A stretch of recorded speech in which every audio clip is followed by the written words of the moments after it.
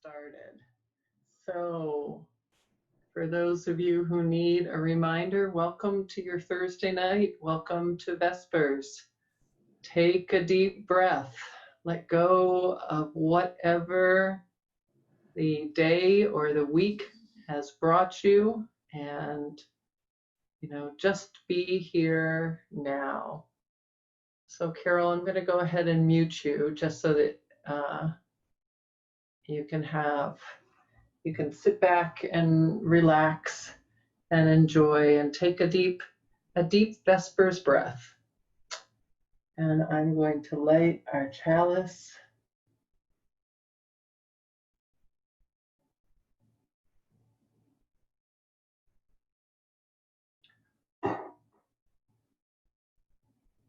And our chalice lighting this morning or this evening is Andy Pakula. And it is a poem. In sightless night, terrors draw near, nameless fears of talon and tooth. Hopelessness yawns before us, an abyss, alone and unknown in the gloom, longing for the dawn. O sacred flame, blaze forth, wisdom brought to life. Guide us with the light of hope, the warmth of love, the beacon of purpose and meaning.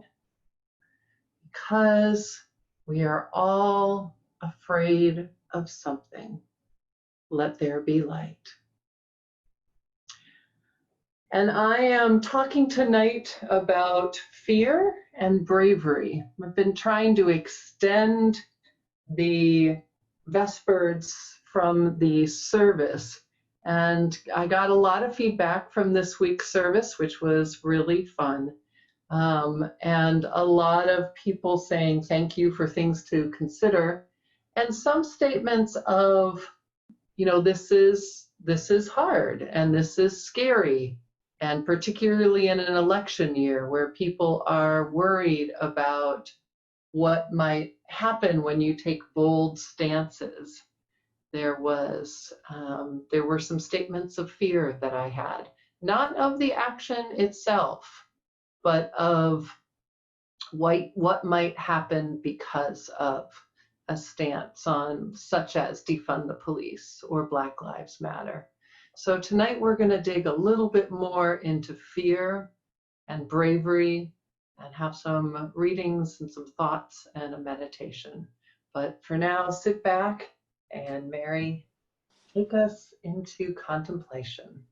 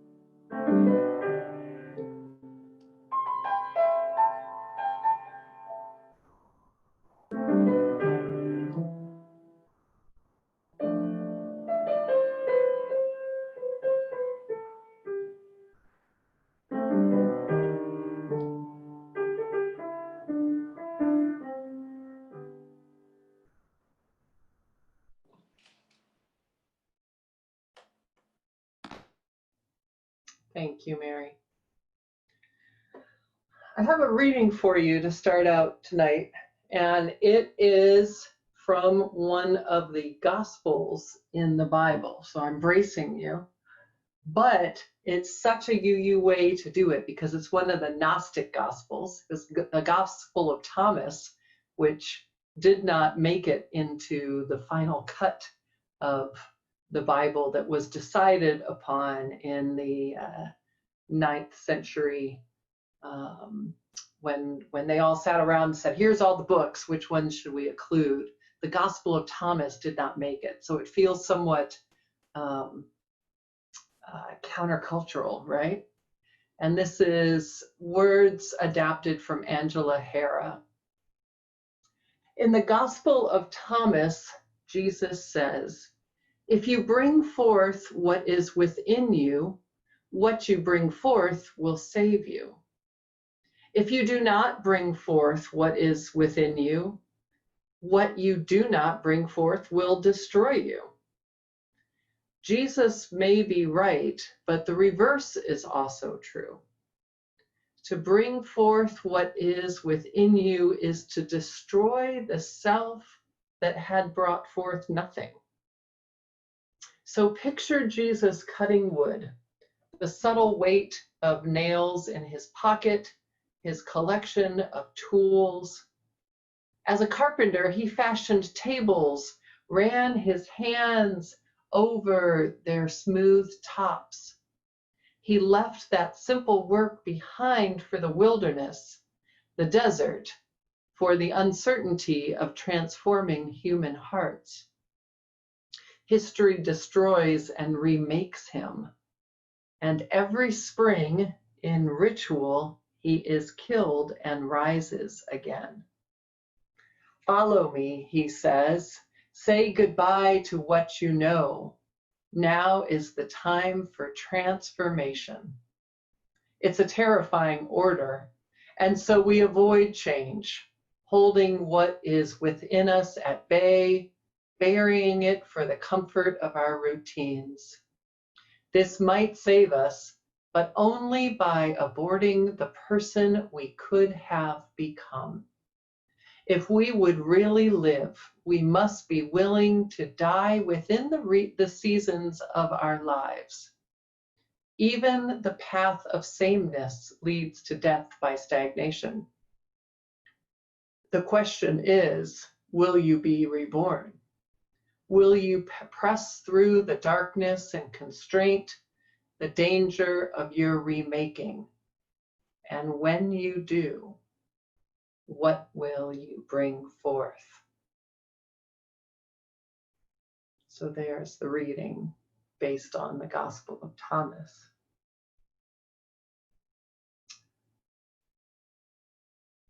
So this evening, I want to talk a little bit about the powerful feeling of fear. We are all afraid.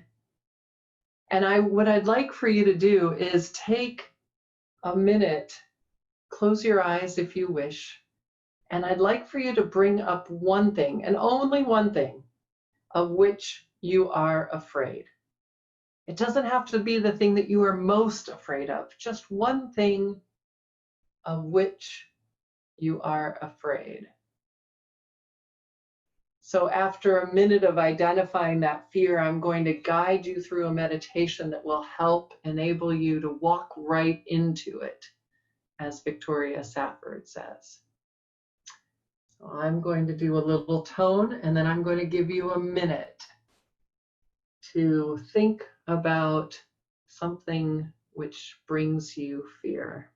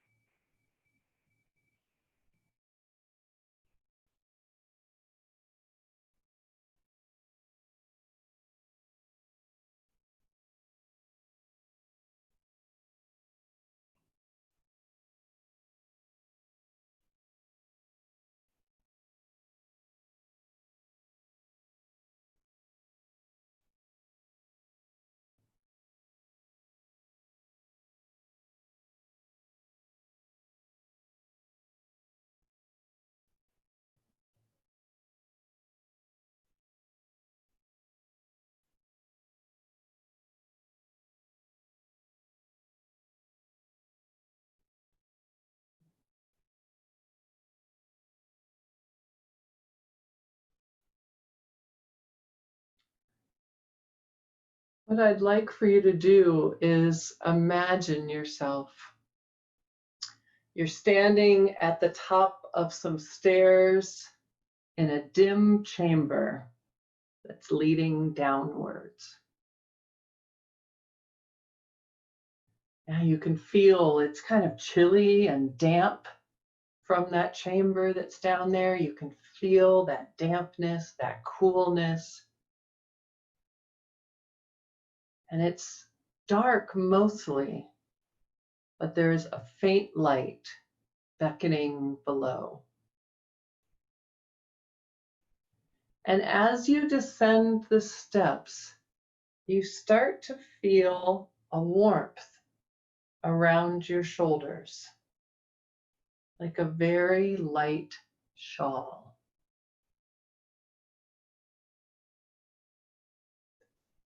Keep going further down the stairs, and the warmth and the weight of that shawl keeps you comforted.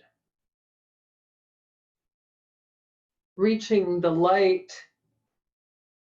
you can plainly see your fear. You can see that which you are afraid of. But you also can see this shawl that's around your shoulders, and you can see that it is made of feathers. Feathers of compassion and love and assurance. As you are fully down the stairs and in the light now, I want you to greet your fear and offer your shawl to that fear.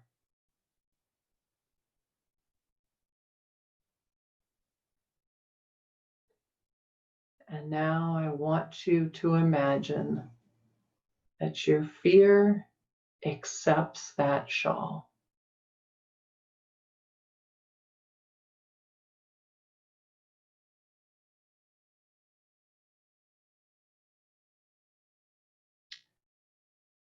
As you turn to retrace your steps upward, you notice that you are lighter. Your body almost defies gravity. You are going up the stairs. You're almost to the top of the stairs, breathing in and breathing out.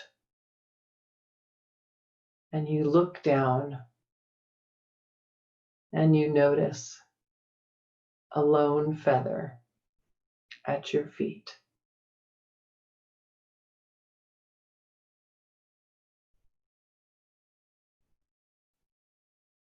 Take a moment to breathe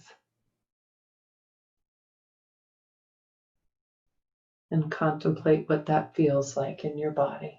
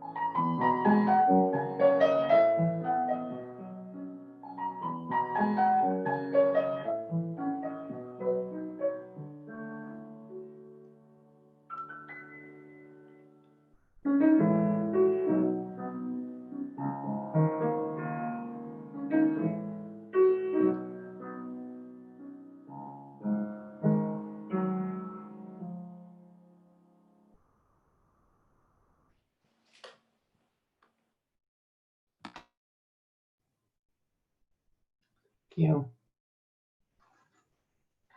So I invite you to think about fear and how it plays into your life. And I think there's a really good time right now in our lives to be thinking about fear, because we know that the news is trying to, it capitalizes on fear. It's not trying to, it just knows that that's what gets good ratings. We know that talking heads can create more fear, and that happens everywhere. Social media stirs up fear, and there is already so much anxiety right now in all that we're doing, and fear is a part of all of the big things that are happening right now.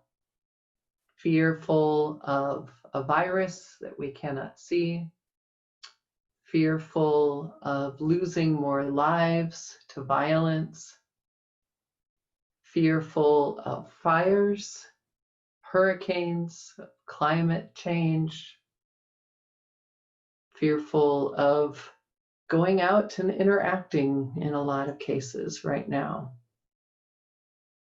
And I think those fears are not necessarily unfounded. There's a reason why we are afraid of things, but it is important that we also look and put them in their right place and say, what are the things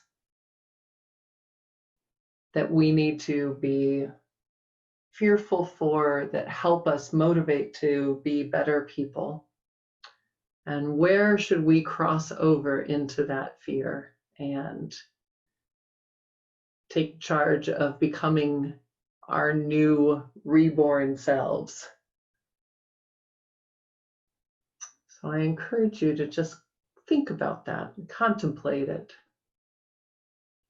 And I'm going to share the words of Victoria Safford.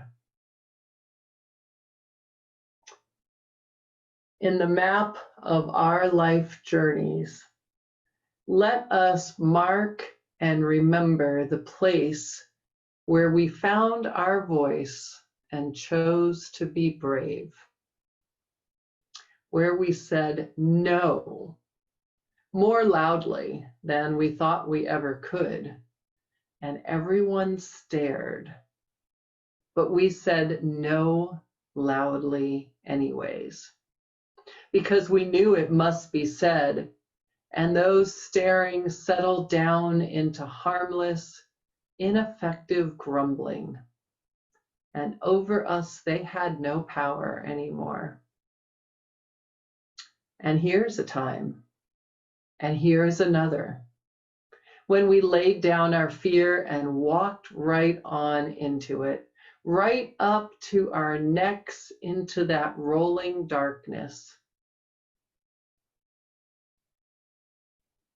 As we extinguish this flame, may we carry the memory of its light and warmth, the feather that is always at our feet, and our ability to embrace fear and move through to the other sides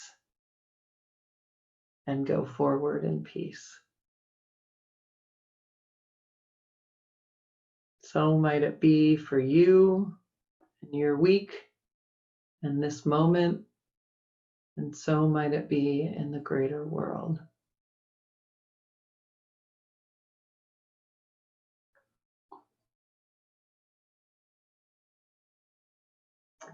Go in peace and go in love.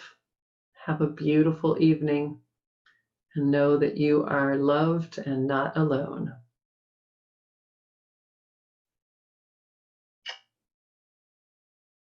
Thank you all.